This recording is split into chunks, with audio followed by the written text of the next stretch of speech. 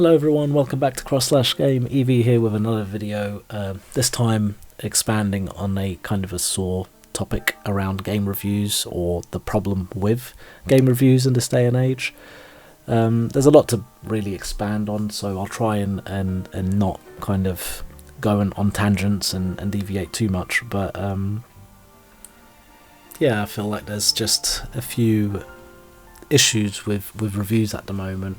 And maybe it's something that's always been there, but it's kind of noticeable for me now as a content creator looking at games from a more objective angle. I guess we'll start really by kind of setting the scene, and we'll use Final Fantasy 16 as an example, and because it's kind of the most fresh in my mind. So the game comes out, or it's due to come out from a big franchise like the Final Fantasy franchises.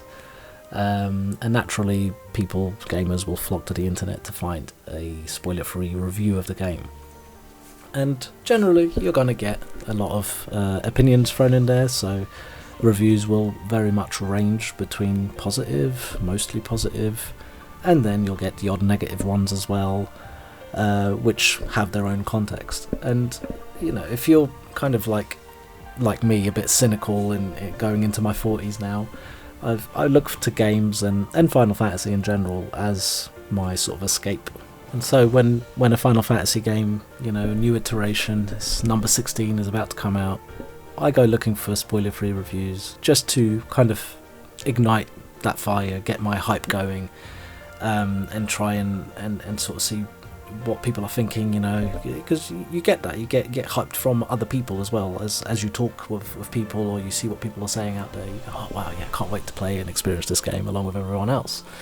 But I do find that, you know, we get into a point where reviews are very much muddy, for lack of a better word, because you never know, depending on what outlet you're watching a review from, you never know if they're just trying to be kind to the developer, you know, so they don't rub them the wrong way.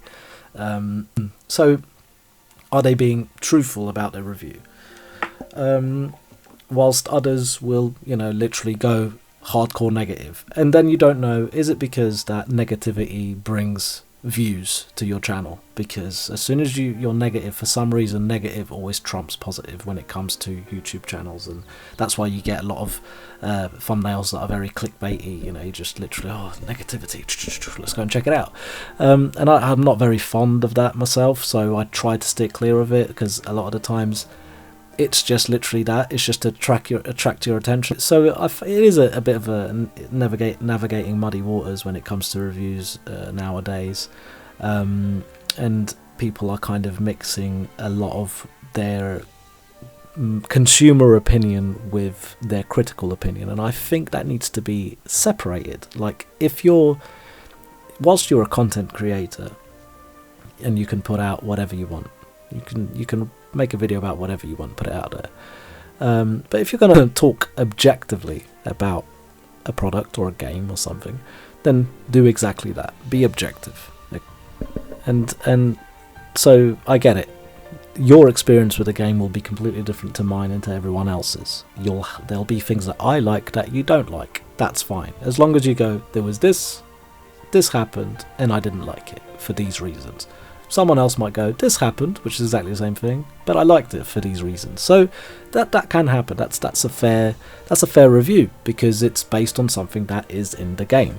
What I don't think is fair is to generate a review where there's a sense of expectation. So as a consumer or a Final Fantasy fan, I have a wide range of expectations around what a Final Fantasy game should look like and feel like. But when I'm doing a review, such as the one that I did do, and I stick by it, it's in there if you guys want to check it out, I basically just looked at the game in front of me, and it's a fun game. It's a great game. So it came out mostly positive in my review. It's spoiler free, doesn't really go into much depth about anything specifically, but when I touch on two of the negative things that I didn't like, I go in a little bit more detail. And why do I do that? Because those negative things are, in my opinion, negative to everyone. I think it might, I don't know, maybe you'd agree with me, maybe you're not, but that's the only part of my review that is based on something that everyone will experience and will have their own take on it. So my take on it, when I experience it, is that I didn't like it, and so I put that into my review, and then it affects the overall score that I give it. But I mostly judged that game, or I'd say 99% judged Final Fantasy 16 on the game I played, the game in front of me, not anything else.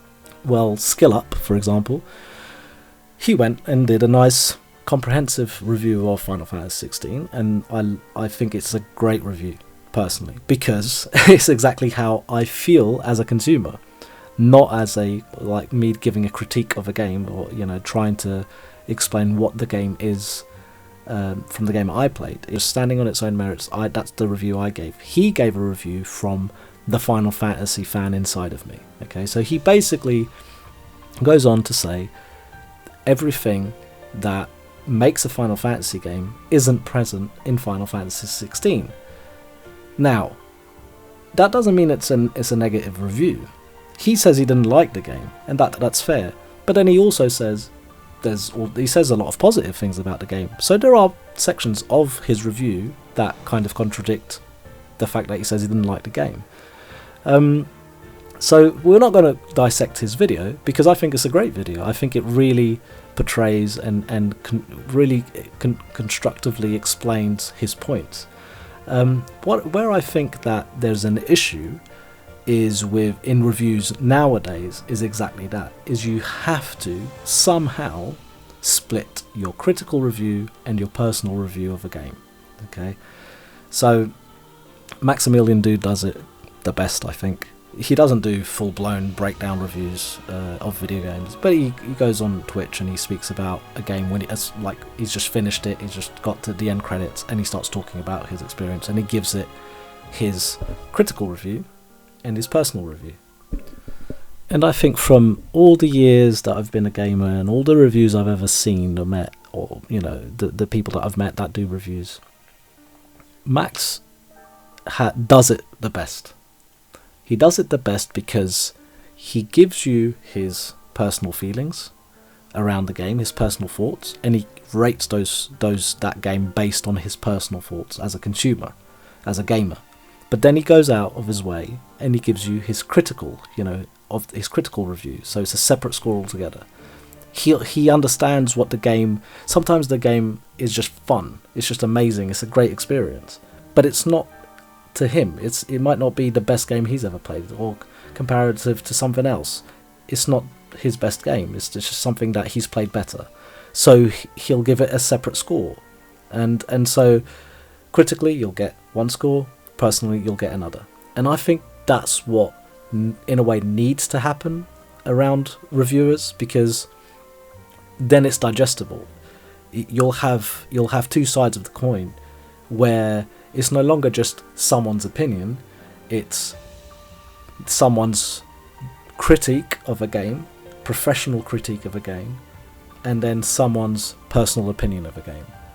And that way, the consumer's educated on both sides and can make an informed decision on, like, well, I identify myself with Max and his type of games that he enjoys playing, so maybe I will take his personal view on it.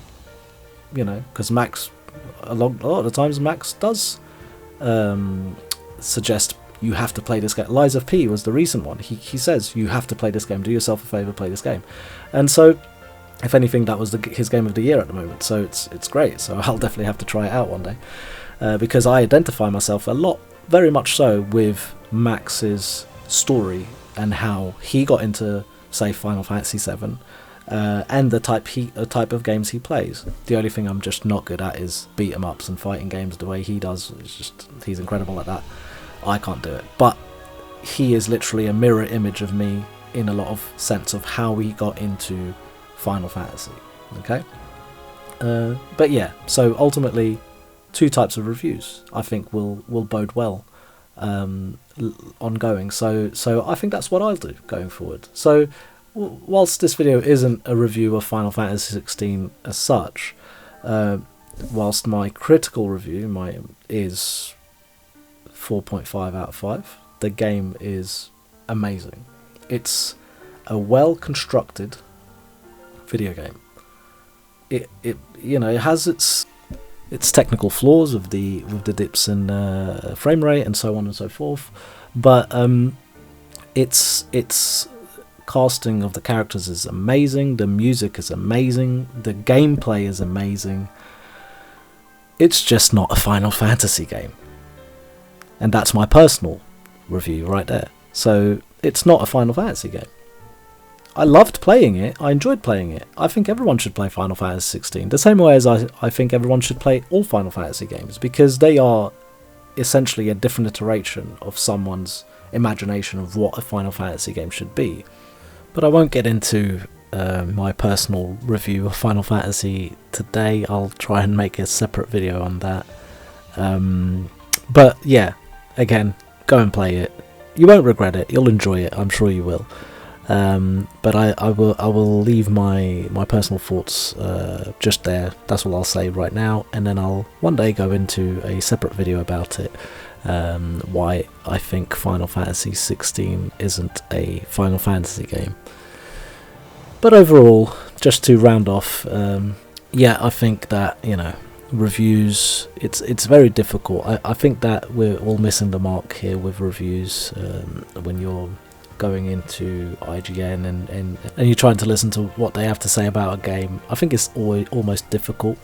If you're reviewing games as a job, then sometimes you might review a game you just really don't like, even the type of game. You're reviewing a game that you just generally don't play, but you're forced to give your opinion and honest critique of the game. Your personal bias comes in to play in what you have to say about a game. So I think it's very difficult to find genuine reviews that convey exactly, objectively, what the game is and what it brings to the table. So generally what I do is I will understand roughly if a game is being received positively by the amount of positive reviews, and if it's being received negatively, I will check those out as well, just to be sure that they're merited or not. Because we all know not everyone's opinion should be considered. Nowadays there's review bombing, there's all sorts of things that happen in today's society, so it's kind of hard to go by just negative reviews.